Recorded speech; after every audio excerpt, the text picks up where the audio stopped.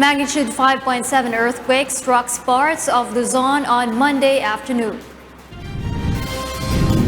The Department of Foreign Affairs says 5 agreements expected to be signed between China and the Philippines during the Belt and Road Forum. The Bureau of Fisheries and Aquatic Resources and UP Marine Science Institute to hold scientific expedition in Kalayaan Island. And the dry run for the implementation of the provincial bus phase-out on EDSA begins today. Good evening. A strong earthquake rocked parts of Luzon on Monday, April 22. In a bulletin, the Philippine Institute of Volcanology and Seismology, or PHL, said a magnitude 5.7 earthquake was recorded at 5:11 this afternoon.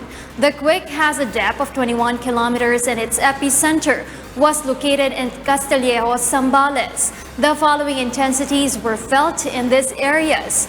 Intensity number 5 in San Felipe, Zambales, Malabon, and Quezon City. Intensity 4 in Makati, Pasig, Marikina, and Magalang, Pampanga.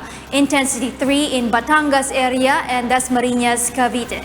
PHL warned that aftershocks and damage are expected. Due to the strong quake, the management of the Light Rail Transit Line 2 suspended its train operations on Monday at around 5:18 p.m. LRT2 spokesperson Hernando Cabrera wrote on his Twitter account that all stations are being closed for passenger entry, pending inspection and assessment of all facilities and systems due to the earthquake. In view of the earthquake felt in Metro Manila and nearby provinces, the Philippine National Police, or PNP, asked the public to remain calm and follow the drill and procedures on earthquake if necessary. The PNP also assured readiness in responding for any call for help. In line with the earthquake that happened earlier, we have on the line Dr. Renato U. Saladum Jr., Undersecretary for Disaster Risk Reduction and Climate Change, DOST, and Officer in Charge of PHL. Hi, sir. Good evening. This is Rina Villamor Camara of UNTV's Y News.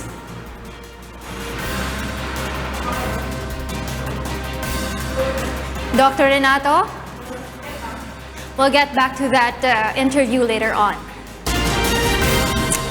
In other news, President Rodrigo Duterte is set to take another step towards strengthening the Philippine-China relations. Nel Maribok tells us why. President Rodrigo Duterte, together with his economic managers, is set to attend the second Belt and Road Forum in Beijing, China from April 25 to 27. The Belt and Road Initiative primarily aims to connect the Philippines and China through infrastructure development and trade, among others. 5 agreements are expected to be signed by the Philippine government and China during President Duterte's attendance in Beijing. We are looking at some possible agreements in the areas of education, anti-corruption, official development assistance, as well as drug rehabilitation.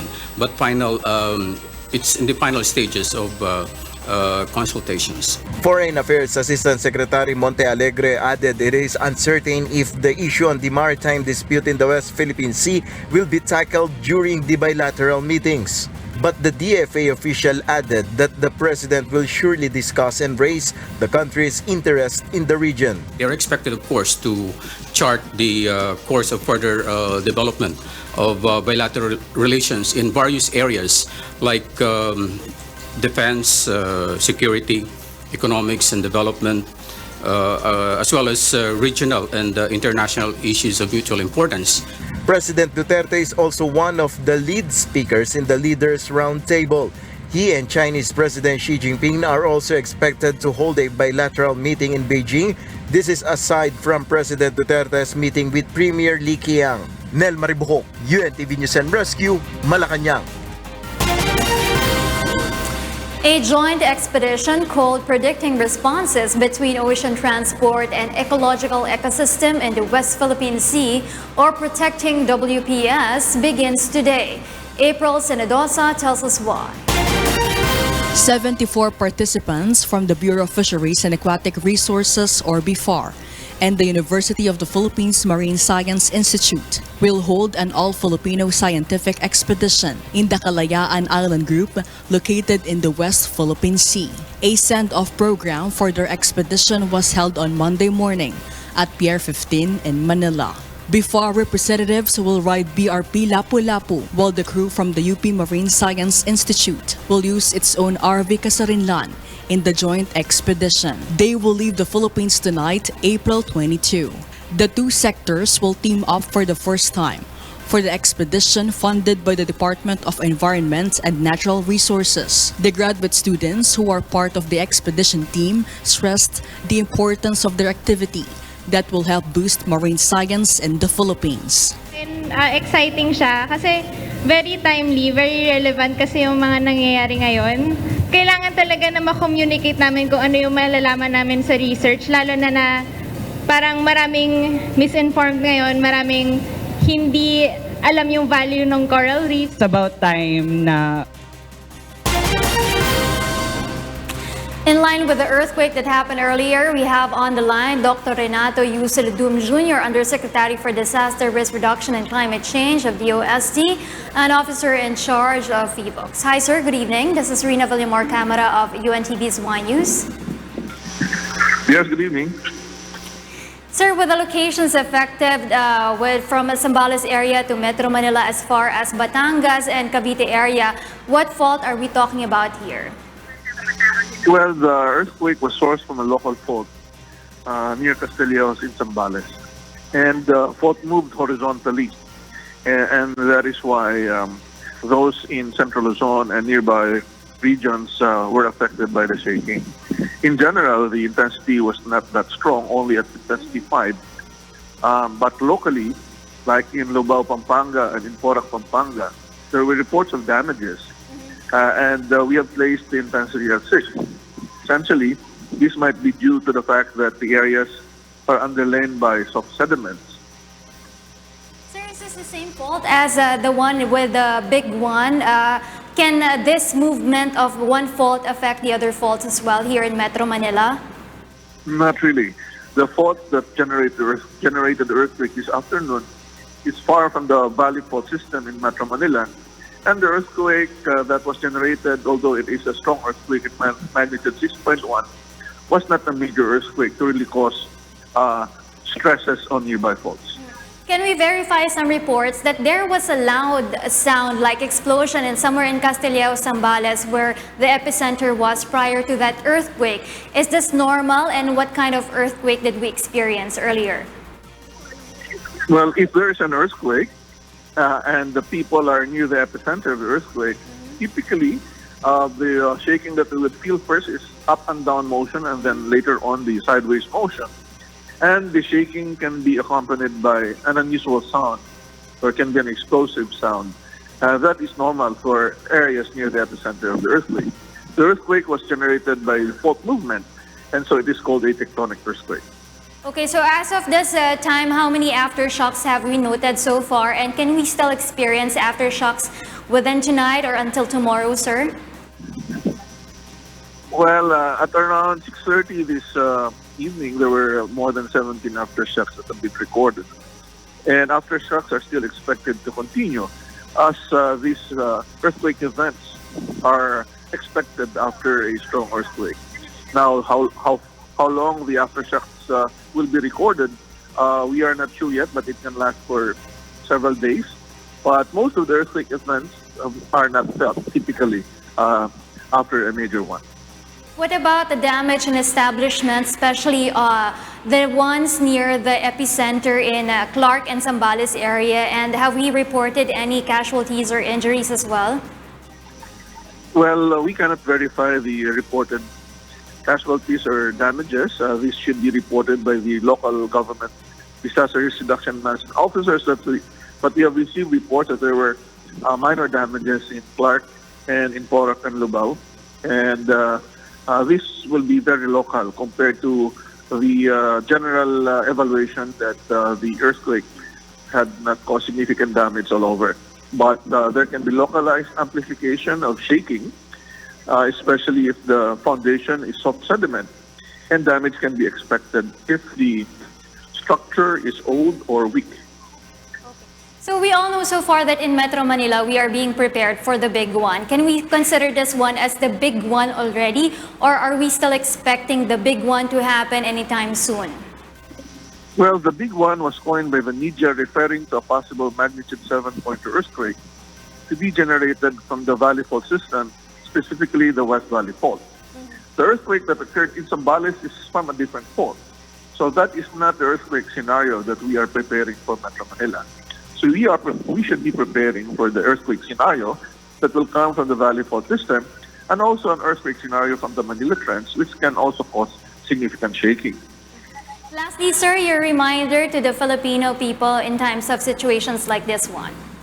So first of all, during an earthquake event which is so sudden, we must be able to function properly and do the correct preventive measures like drop, cover, and hold, protect ourselves from falling objects by hiding beneath a strong table or going to places in the room like corners where there are no things that will fall on you. Stay in that position and stop and wait for the earthquake to stop, the shaking to stop before they move. If they are in a very open area or big areas with concentration of people like malls, they should not run. They should stop and lower their position, squat and cover their head and necks with their hands until the shaking stops, and then they can get out. It is important also that people and administrators or owners of buildings to make sure that these houses and buildings are inspected, because the drop, cover, and hold approach are just to prevent people from being affected. But it is better if the building will not collapse or be severely damaged during the earthquake event, and that would be a structural intervention. Buildings should be prepared aside from people being prepared. Thank you so much, Dr. Renato Solidum from the DOST. In other news, the Philippines' largest warship arrived in Qingdao, China to partake in the activities marking the 70th founding anniversary of the Chinese People's Liberation Army Navy. Kat Dumaraos tells us why.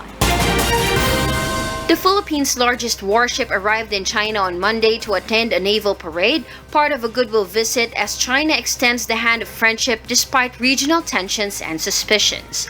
Beijing on Tuesday will mark 70 years since the founding of the People's Liberation Army Navy, where it will show off new warships including nuclear submarines and destroyers at a major review in the waters of the port city of Qingdao. China says warships from about a dozen nations are also taking part. One diplomatic source with direct knowledge said it was 13 countries in total. Manila's BRP Tarlac docked in Qingdao with a Malaysian frigate. Navy Captain Francisco Tagamulila, who heads the Philippine Naval Delegation, said that he is looking forward to enhancing the exchanges between the two navies. I would like to say that on behalf of the Philippine government, the Armed Forces of the Philippines, and the Philippine Navy, through our flag officer in command, Admiral Robert M. Pedrad, we extend our gratitude for the invitation for on your celebration of the 70th anniversary of the People's Liberation Army Navy.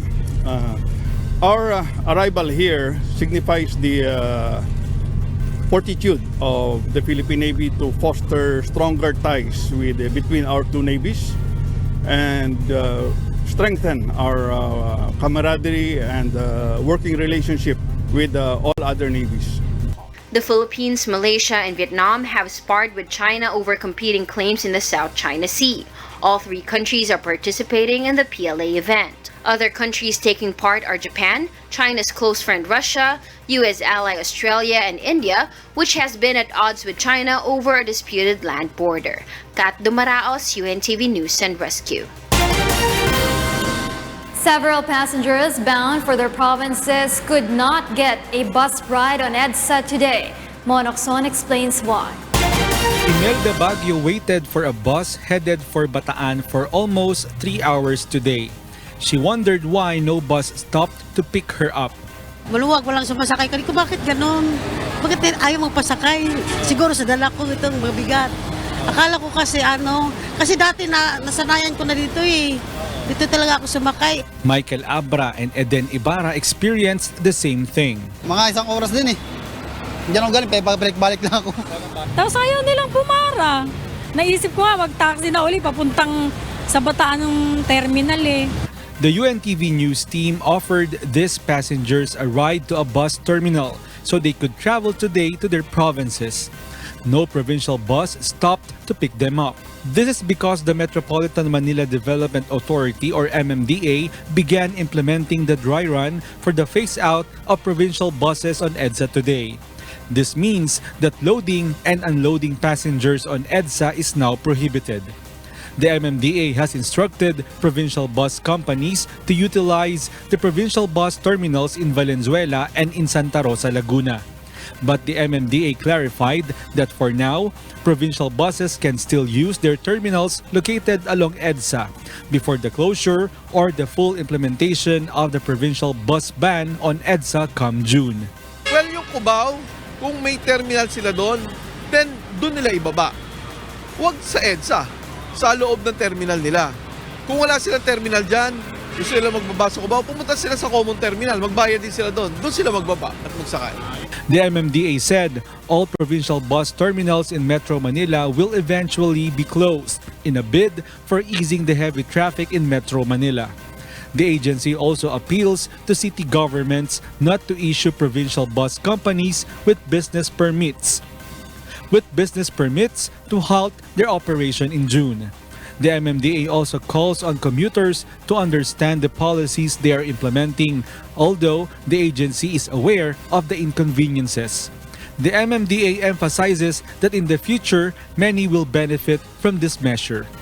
Mon Hokson, UNTV News and Rescue, Quezon City. The Metro Rail Transit or MRT Line 3 resumes operations after a week of maintenance shutdown, but several commuters expressed dismay. May Bermudez tells us why. The Metro Rail Transit or MRT3 resumed its normal operations today after a week-long service maintenance shutdown. But amid this, MRT commuters still complained of waiting in long lines at the MRT North Avenue station during the rush hours today. Sana wala nang ganitong pila kasi isang linggo nga silang nag-ayos kaso parang ganun pa din, may pa din ng pila. Audrey Dadaran, another commuter, was compelled to ride a point-to-point or P2P bus. Habang sa pili, talaga na mapapila ngayon kasi syempre pasukan kasi ngayon.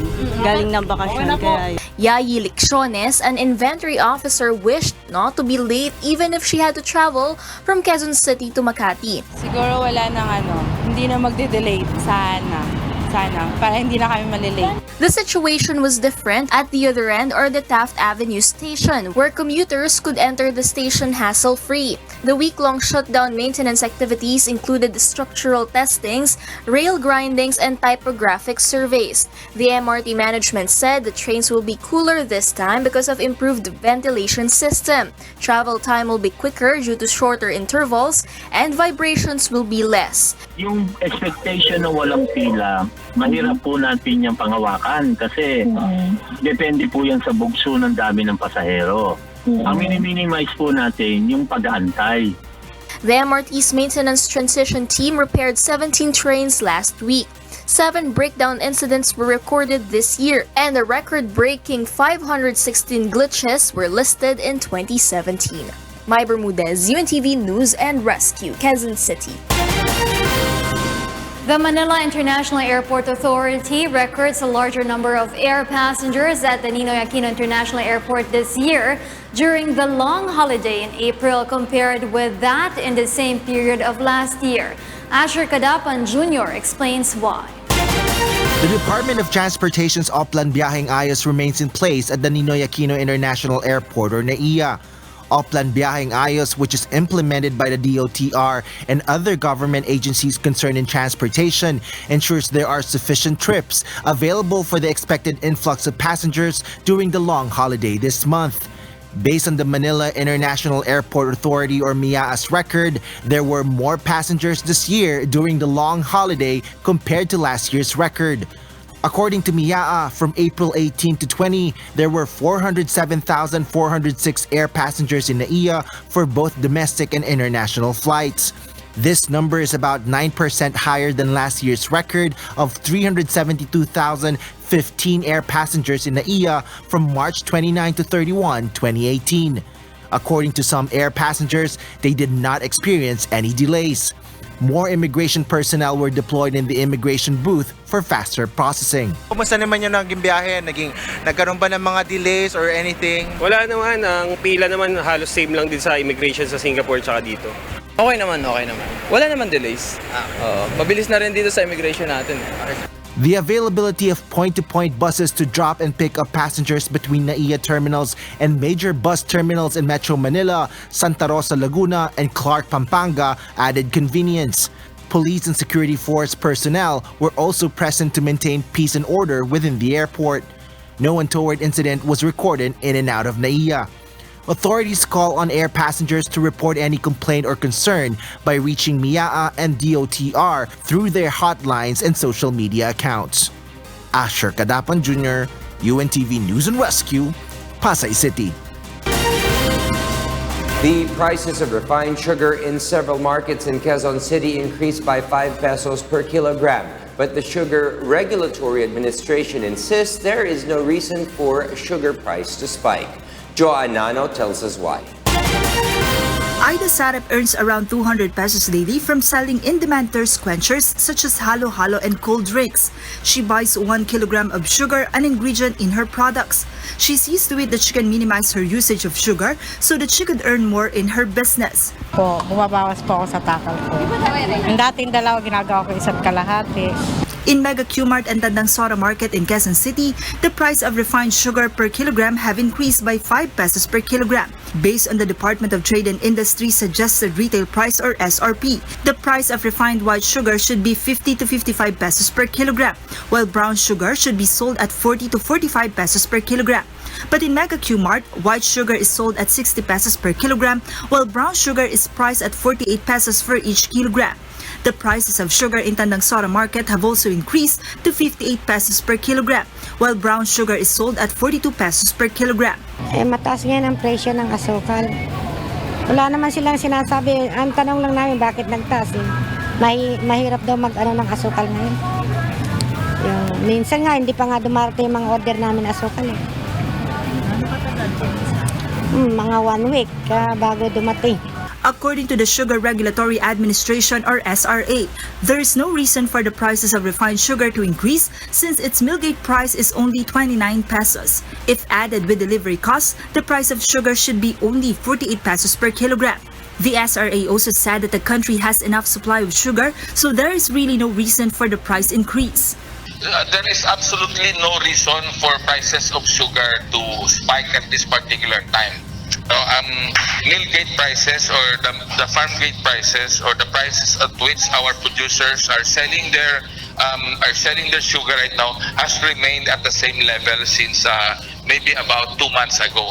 The SRA, along with the Department of Agriculture, will be conducting an investigation on the alleged possible price manipulation of sugar by some traders and retailers.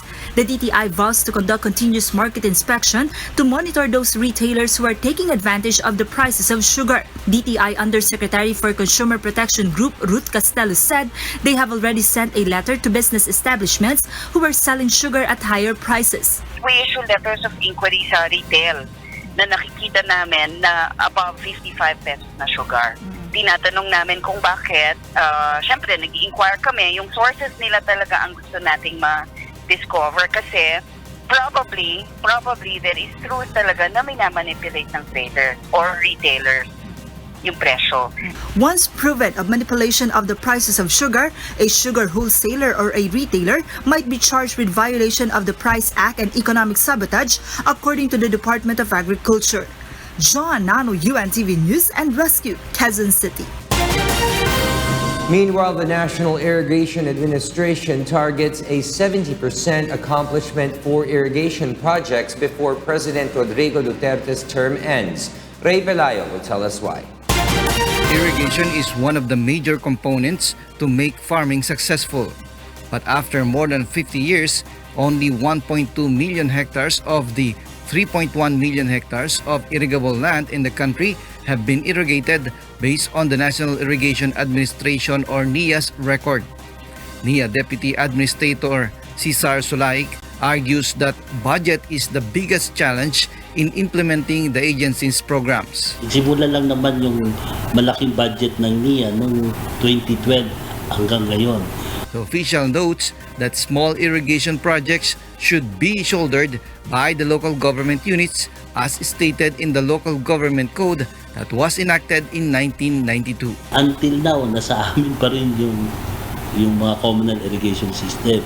And ang dapat na sanang makonsentrate ng NIA, yung mga malalaking mga national irrigation system. NIA now targets to make the irrigated areas in the country to 70% of irrigable lands before the end of the Duterte administration in 2022. The agency is hoping the El Niño phenomenon will not have huge effects on the agriculture sector, particularly in rice production. Karamihan ng kanilang mga magsasaka ngayon ay nakapagtanim at na-harvest na nila dito. Based on the National Disaster Risk Reduction and Management Council or NDRRMC's record, around 177,000 hectares of agricultural land is already affected by drought, which has cost 5.05 billion pesos worth of damages to agriculture. As of 6 a.m., Angat Dam's water level was 182.97 meters. The allocation for irrigation will be cut once it reached 180 meters. Ray Pirayo, UNTV News and Rescue, Quezon City. And in other news, Malacanang bears its matrix of personalities allegedly involved in the demolition job against President Rodrigo Duterte. Nel Maribuho explains why. Presidential spokesperson Secretary Salvador Panelo divulged to the media today the matrix of personalities and groups allegedly involved in the destabilization plot against President Rodrigo Duterte. The said matrix came from other countries which are allies of the Philippines. Secretary Panelo said that the President himself gave the instruction to divulge the matrix to the public. Hindi yan mag-instruct sa akin na i-release ko kung hindi niya na-validate. According to the palace spokesperson, the public have the right to know the said ouster plot. If there is a ouster plan, then people should know about it. People have the right to know what's happening in this government, and that includes people who want to destroy this government. Based on a copy of Malacanang's alleged matrix, some journalists, 3 media organizations, and 1 leftist group are among those who are assisting Elias Bicoy.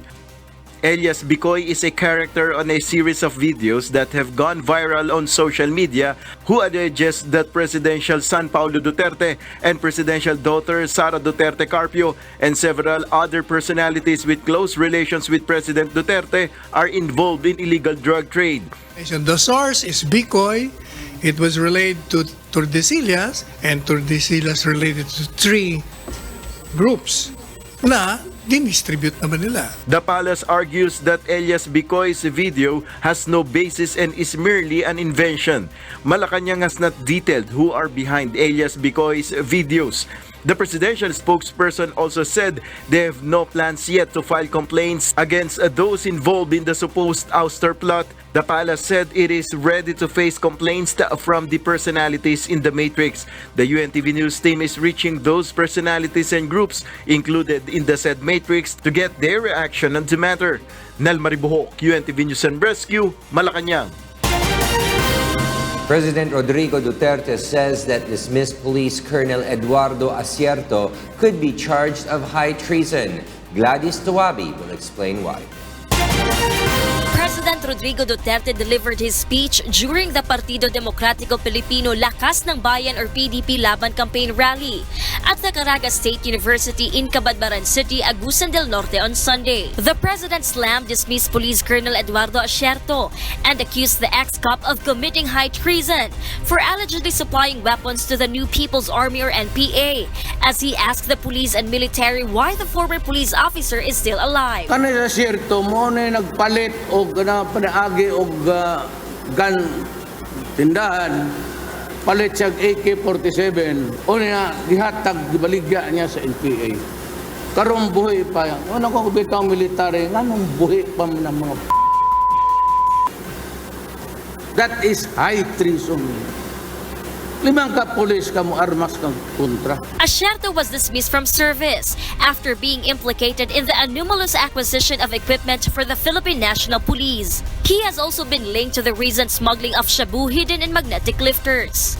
The former cop accuses Michael Yang and Alan Lim, two personalities with close associations to the president, of having links to illegal drug trade.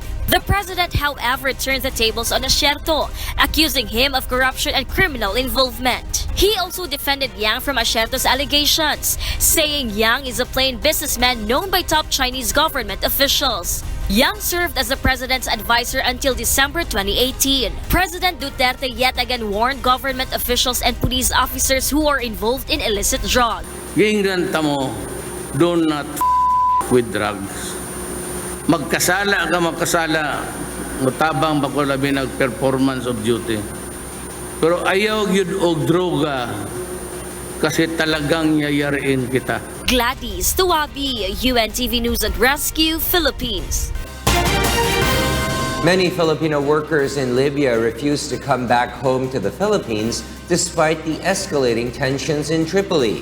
Philippine Embassy to Libya Chargé d'Affaires El Mercato said these Filipino workers prefer to wait and see what happens before deciding whether or not to avail of the repatriation program. As of now, there are 40 Filipino workers who have expressed their intention to go back to the Philippines due to the ongoing fighting. The Sri Lankan police have arrested 24 people in connection with a series of devastating suicide bombings at hotels and churches that left nearly 300 people dead. Annie Mancilia tells us why. Authorities lifted a curfew in Sri Lanka on Monday, a day after a string of bombings at the Indian Ocean island killed nearly 300 people and wounded about 500. But there were warnings of more possible attacks. The Sri Lankan police have arrested 24 people in connection with a series of devastating suicide bombings at hotels and churches on Sunday that left nearly 300 people dead and more than 500 injured. A forensic analysis of body parts found at 6 sites determined that 7 suicide bombers conducted attacks at 3 churches and 3 hotels. Most attacks were carried out by a single bomber, but 2 men targeted the Shangri-La Hotel in Colombo.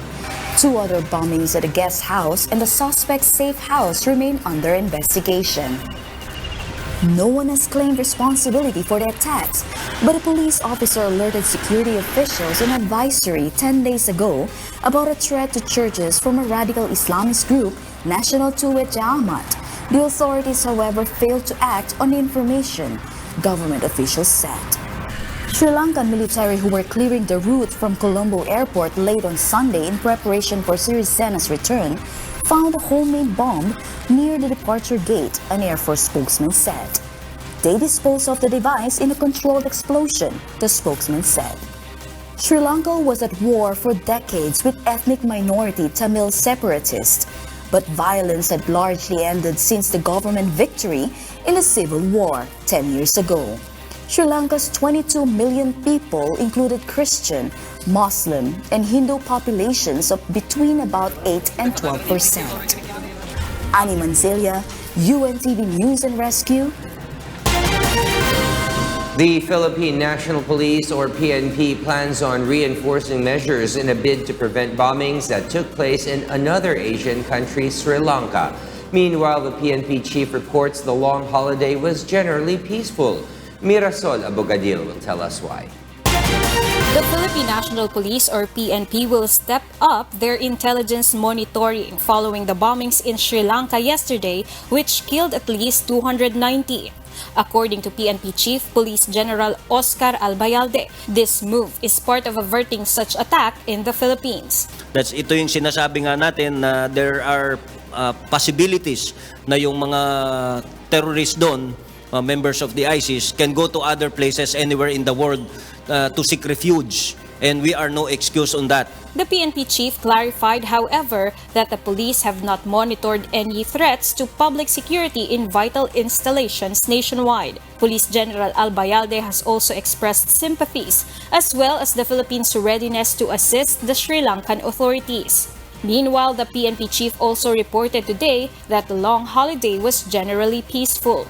This is despite 56 deaths, including 45 drowning incidents and 8 accidents. 128 injuries were also recorded in 88 separate incidents. Observance of the Holy Week was generally peaceful without any significant untoward incident in the magnitude of a national emergency.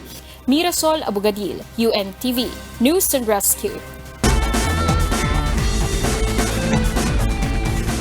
Skydivers from the United States, Germany, and host country France score big at the third FAI World Indoor Skydiving Championship. Meanwhile, Juventus becomes the first team to win any of Europe's top 5 leagues. Vincent Arboleda will tell us why. In football, Juventus beat Fiorentina 2-1 at home on Saturday and claimed the Serie A title for a remarkable 8th season in a row. Juve's 28th win in 33 league games this season left them with 87 points, 20 more than second-place Napoli, who have 6 games to play. They are the first team to win any of Europe's top 5 leagues: England, Spain, France, Italy, and Germany 8 times in a row. And in indoor skydiving, individuals and teams from around the world battled it out at the FAI Third World Indoor Skydiving Championship, which closed on Saturday in Lille, France. Indoor skydivers competed inside a specially designed vertical wind tunnel surrounded in glass, where they performed a series of moves while suspended mid-air by a jet of fast-moving air. Champions were crowned in several categories over the weekend in solo competitions as well as in teams of 2, 4, and 8. The United States walked away with 3 gold medals in the formation skydiving 8-way, vertical formation skydiving, and dynamic 2-way events. Host France also scored big with wins in dynamic 4-way event and the FS 4-way competitions. Germany's Rafael Swagger became the first German to win the solo freestyle competition. The competition ran from the 16th to the 20th of April 2019. Vincent Arboleda, UNTV News and Rescue. And to complete the most significant news for the day, Y News continues. Here are the top stories. Thailand authorities have raided a floating home in the Andaman Sea belonging to an American man and his Thai partner. Kath Maraos explains why. The Thai Navy on Saturday boarded the floating cabin of a fugitive U.S. Bitcoin trader and his Thai girlfriend, both prominent members of the seasteading movement, who possibly face the death sentence for setting up their offshore home.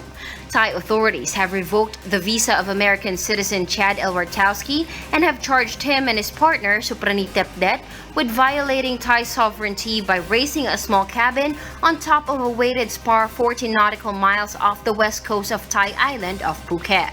The cabin has been promoted as the world's first seastead by the group Ocean Builders, part of a movement in tech and libertarian circles to build floating communities beyond the bounds of nations as a way to explore alternative societies and governments. Elwartowski, 46, and Suprani, whose Facebook page describes her as a Bitcoin expert, trader, chef, seastead pioneer, apparently fled after a surveillance plane flew over the cabin the previous day. The Royal Thai Navy Task Force had planned on Saturday to seize the structure and tow it back to shore for use as evidence, but by the afternoon it was still studying how to move it without destroying it. We insist that once the sea house reached shore, the owner of this house can come to inspect it as well as come forward to the Thai authorities in order to prove themselves in the legal process. Elwartowski and Ocean Builders say the spar was in international waters and beyond Thailand's jurisdiction. Thai authorities say the structure is in its 200-mile exclusive economic zone and therefore a violation of its sovereignty. Kat Dumaraos, UNTV News and Rescue. A peaceful protest took place on Sunday in Bangladesh's capital of Dhaka, calling for the punishment of those that set a woman on fire after reported to the police of being sexually abused. Activists from Transparency International Bangladesh organized a human chain for the 19-year-old who was killed after she was set on fire for refusing to drop the sexual harassment case against her Islamic school teacher in Dhaka. Nusrat Jahan Rafi's death has sparked countrywide protests with people calling for a thorough investigation. The Prime Minister, Sheikha Hasina, met with the family on Friday and has vowed to bring all those involved to justice, local media reported. Meanwhile, more than 700 climate change activists blocking roads at some of London's most famous landmarks have been arrested over the last 6 days, police said on Saturday. The protests, organized by climate group Extinction Rebellion, have for several days disrupted travel through parts of central London, including at Oxford Circus, Marble Arch, and Waterloo Bridge. Extinction Rebellion has called for non-violent civil disobedience to force the British government to reduce net greenhouse gas emissions to zero by 2025 and stop what it calls a global climate crisis. Specialist equipment, including angle grinders, are used to separate protesters who had glued themselves together in the middle of Oxford Circus. The police reiterated that protests were only allowed to continue at Marble Arch, but have not yet said if or how they will clear the hundreds of demonstrators from other locations.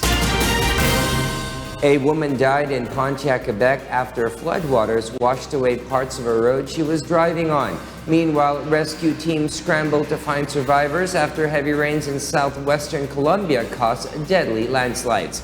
Here's Annie Mancilia to tell us why.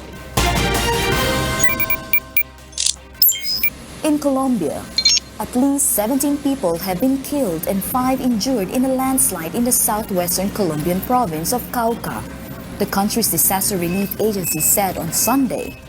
The landslide, which was caused by heavy rains, took place in the early hours of the morning in the rural area of Rosas municipality, the agency said in a statement.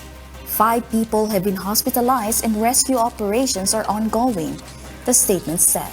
At least 8 houses have been damaged and a portion of the Pan American highway is blocked because of the landslide, it added.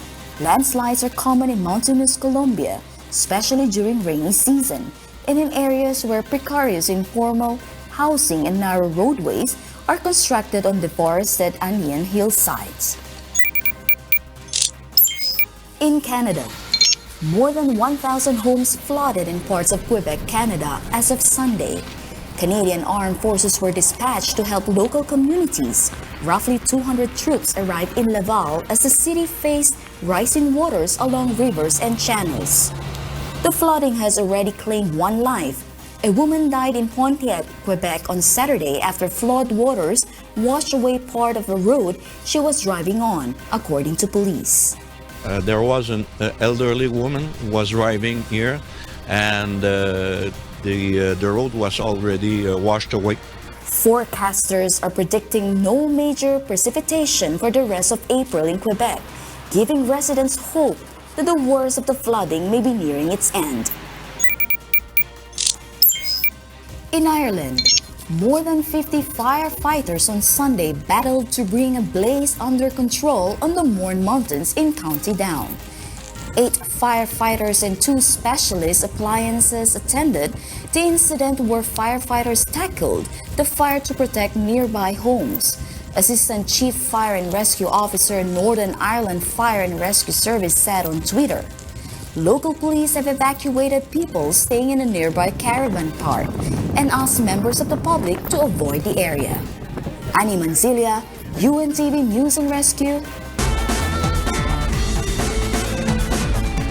German marble side has romped home after another world title at the annual World Marbles Championship in Sussex. Jovic Burmas will tell us why. German side first MC Erzgebirge won this year's World Marbles Championship on Friday in West Sussex, beating former champions Black Duck Boozers 39-0 in a one-sided final. It is claimed that marbles has been played at the village of Tinsley Green, close to London's Gatwick Airport, for hundreds of years, although the current World Championship harks back to its survival in the early 1930s, where it is now staged outside the Greyhound pub. Players are each armed with a tolly or shooter marble, that is, they are playing marble and is slightly bigger than the 49 other marbles in the game. A point is scored for each marble their shooter knocks out of the ring. A player's knuckle must be touching the ground when shooting. That is known as knuckling down in marble jargon. The first team to reach 25 points wins. The World Championships is the biggest date in the marbles games calendar, and in attendance this year were teams from Germany and some Americans mixed in with the 16 British teams.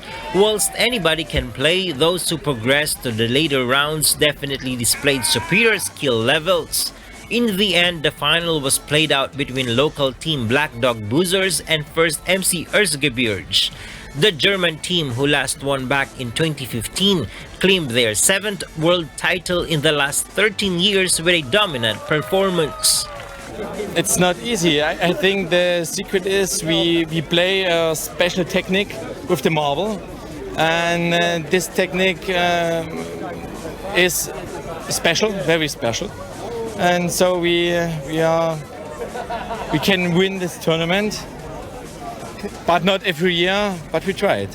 Jovic Burmas, UNTV News and Rescue.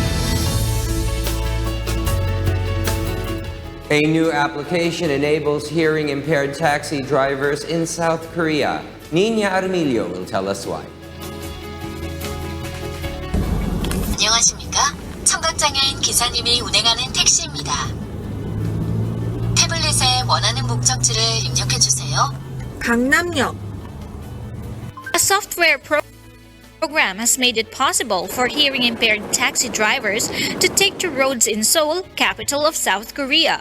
Lee Dae-ho became one of the first deaf taxi drivers in the city last year. Lee has profound hearing loss and cannot hear even when using hearing aids. The communication aiding technology developed by a local startup called Coctis has been of great to ensure clean communication between the driver and the passengers. 2 tablets are installed in the taxi, one facing the back seat and the other next to the driver.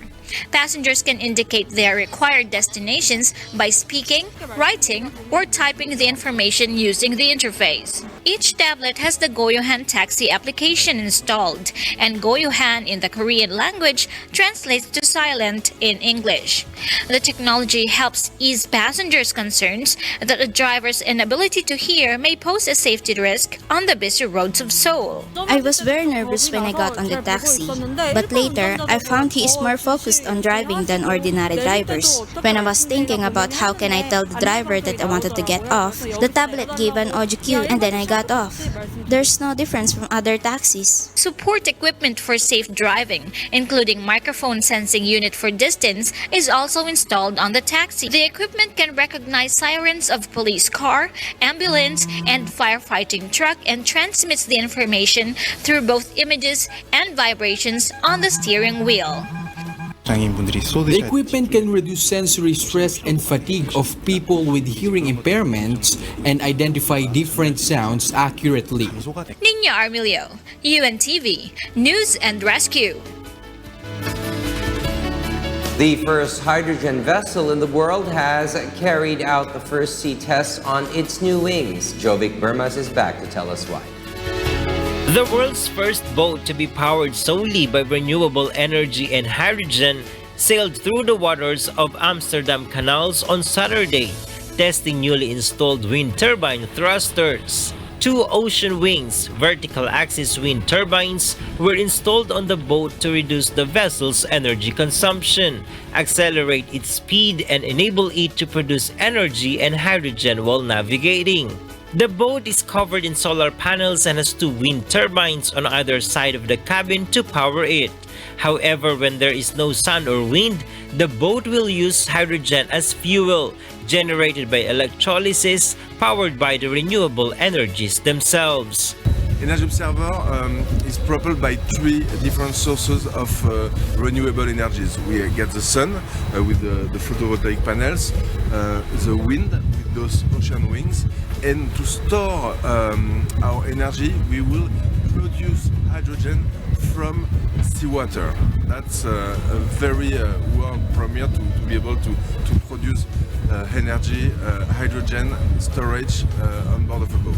After touring France in 2017, visiting Mediterranean ports in 2018, Amsterdam is one of the first stops on Energy Observer's trip around Northern Europe planned for 2019. The crew plans to make 101 stopovers in 50 countries, stopping to raise awareness about the innovative project along the way. Next challenge is to leave Europe for Tokyo, for Japan. We have to go over there for Olympic Games, hydrogen games, and we have two ocean, Atlantic and Pacific, and it's a big challenge because it's a big distance. We speak about 15,000 nautical miles, and we are autonomous. Jovic Burmas, UNTV News and Rescue. And those are the reasons behind the news this April 22nd, 2019. On behalf of Rina Villamor Camara, I am William Theo, and before we close, we will recap with today's significant sound bites. Because we need to know, we will always ask why. Good evening. Official development assistance as well as drug rehabilitation, but it's in the final stages of consultations. Yearly we're doing this. Whatever is happening in any region of the Philippines, we go there. Kasi mandate namin to do scientific research. So, kahit anumang meron sa West Philippine Sea ngayon, or tahimik siya, pupunta pa rin kami. There is absolutely no reason for prices of sugar to spike at this particular time. Mill gate prices or the farm gate prices or the prices at which our producers are selling their sugar right now has remained at the same level since maybe about 2 months ago. The source is Bicoy. It was related to Tordesillas, and Tordesillas related to 3 groups. There are possibilities na yung mga terrorists doon, members of the ISIS, can go to other places anywhere in the world to seek refuge, and we are no excuse on that.